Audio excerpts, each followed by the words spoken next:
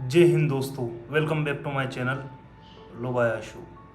तो आज की इस वीडियो में हम एक ऐसे टॉपिक पे बात करेंगे जिसका मिसयूज़ कुछ ज़्यादा ही हो रहा है। जी दोस्तों, आप समझ गए होंगे हम आज के टॉपिक में बात करेंगे डीवी केसेस की। दोस्तों, इनका जो यूज़ है आजकल फॉल्स कुछ ज़्यादा ही हो गया है। ये तो ट्रेंड की तरह एक सेट हो गए कि उठा के कोई भी कुछ भी ससुराल वालों से या पति से कोई बात हो तो औरत जल्दी से भाग के डीवी केस कर दे। तो इन चीज़ों का इतना उपयोग और दुरुपयोग और मिसयूज़ क्यों हो रहा है, आज की इस वीडियो में हम ब्रीफली डिस्कस करेंगे। तो सबसे पहले आप हमारे चैनल को सब्सक्राइब कर दीजिए।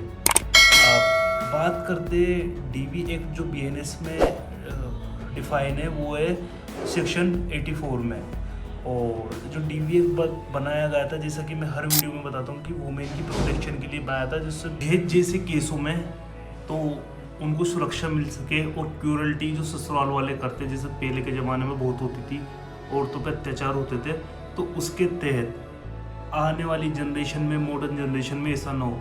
बट इसका उल्टा होने लग गया है। आजकल DV case, force DV case देखने को मिल रहे हैं। तो इनका क्या उपाय है दोस्तों? ऐसे केस होते ही मतलब ससुराल वाले या पति ज़्यादा पैनिक कर जाते हैं, तो पैनिक करने की कोई ज़रूरत नहीं है।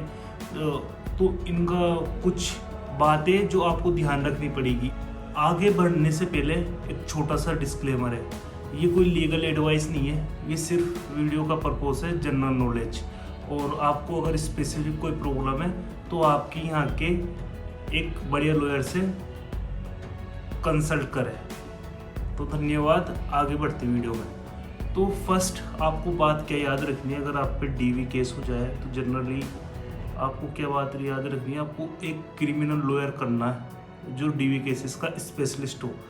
वो आपको, आप जिस भी एरिया में, इंडिया में मैं बात कर रहा हूँ, इंडिया में आप कहीं भी रहते हो, तो आप वहाँ के लोकल लेवल के जो डिस्ट्रिक्ट कोर्ट्स है, सेशन कोर्ट्स है, वहाँ पर जाके आपको एक ऐसे एक्सपीरियंस, इन केसेस में जो डीवी के केस में एक्सपीरियंस वकील चलता है दोस्तों, एक एक्सपीरियंस लीगल लॉयर को करना चाहिए, आपको एडवोकेट को करना चाहिए, क्योंकि वो आपकी बहुत हेल्प कर सकता है एविडेंस इकट्ठे करने में, आपका डिफेंस स्ट्रॉन्ग कर सकता है, आपको हर चीज़ छोटी से छोटी बात बता सकता है बिल्कुल। क्योंकि डीवी का केस होता है एक प्रेशर भरा दोस्तों। वकील जो रहता है, लॉयर रहता है, वो अपने क्लाइंट की पूरी टेंशन अपने ऊपर ले लेता है। तो दोस्तों आप पैसे देखें, पूरी टेंशन वकील पे आ जाती है और वकील हैंडल करता है। आपकी जो मानसिक और मेंटल हेल्थ है वो सही रहती है। तो एक अच्छे लॉयर के पास अगर आप केस दोगे एक, तो आपकी एक स्ट्रेस भी सही रहेगा, आपका मेंटल स्ट्रेस, एक्सपीरियंस को आपको ये रहेगा कि हाँ भाई एक्सपीरियंस है, हमारे केस को स्ट्रॉन्ग बना सकता है ये। और सेकंड बात ये कि अगर आप पे डीवी केस हो जाता है और पुलिस आपको अरेस्ट करने आती है, तो अपनी बिना वकील के किसी भी डॉक्यूमेंट पे साइन ना करें। बिना वकील के अपने वकील को पूछे, अपने वकील से राय मशवरा करके सारे डॉक्यूमेंट्स पे साइन करें, सिग्नेचर करें। अब नेक्स्ट पॉइंट की बात करें तो दूसरा पॉइंट है कि हर पॉसिबल एविडेंस को संभाल के रखना, उनको इकट्ठा करना, ये सबसे बड़ा मेन है इन केसेस में। आपको जो भी आपके पास एविडेंस है, बिल से, रिसिप्ट से, कहीं का खर्चा है, व्हाट्सअप चैट से, कॉलिंग से, आपको सब रिकॉर्ड आपके पास संभाल के रखें। जब से केस की ये आपके केस को एक आधार बनाते हैं। मैं आपको बताता हूँ, अगर आपको कुछ काम करना है, अगर हमारा घर जब ही तो मजबूत बनेगा जब हम उसमें ईंटें लगाएंगे, बजरी लगाएंगे, सीमेंट लगाएंगे, उसका बेस बनाएंगे, जब ही तो वो जाके एक मकान बनेगा अच्छा खासा। ये थोड़ी अपन डायरेक्ट ही मतलब मंजिल छत चढ़ा देंगे, पहले आप नींव खोदेंगे, उसको नींव करेंगे, पिलर्स लगाएंगे, जब भी तो घर टिकेगा। तो उसी तरह से हमारे ये एविडेंस होते हैं इस चीज़ में, व्हाट्सएप मैसेज होते हैं, स्क्रीनशॉट होते हैं, इन केसेस में कॉलिंग रिकॉर्डिंग होती है। तो ये बहुत ज़्यादा हेल्प करते हैं इन चीज़ों में।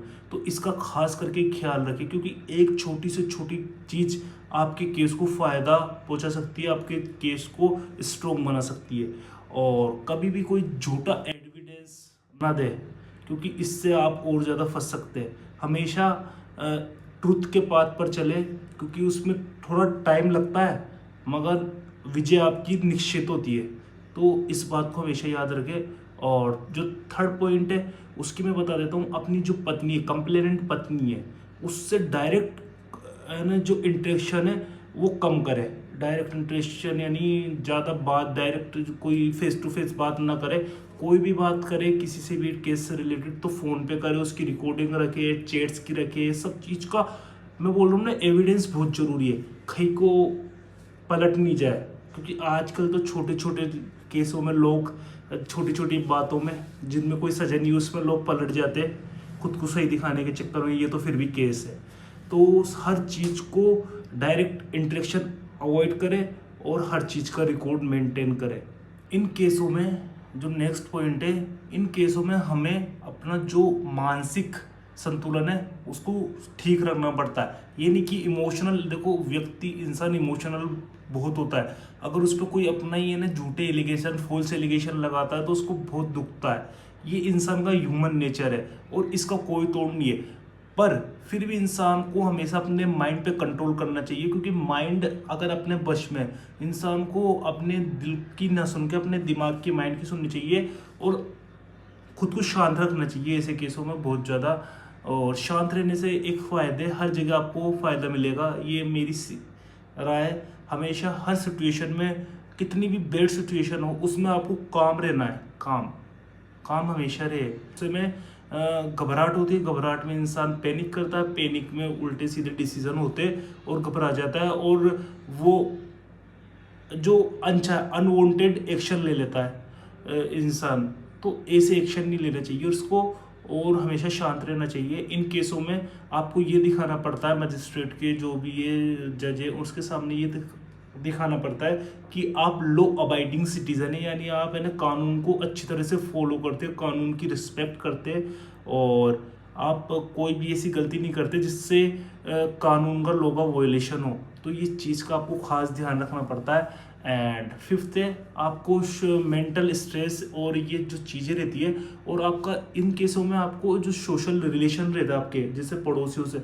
अब जैसे डीवी केस में ज़्यादातर बिहेवियर पूछा जाता है कि केस आता पड़ोसी अड़ोसी पड़ोसी से केस है, तो उनके साथ उनकी गैदरिंग रहती है, वो आपको सपोर्ट करे। उनके जो आपके स्टेटमेंट है, उनके पड़ोसियों के स्टेटमेंट है, नाइबर्स के स्टेटमेंट है, वो आपको सपोर्ट करे कि हाँ ये बंदा ऐसा नहीं है, इसने ऐसा नहीं करता ये, तो ये आपको काफ़ी हेल्प करेंगे।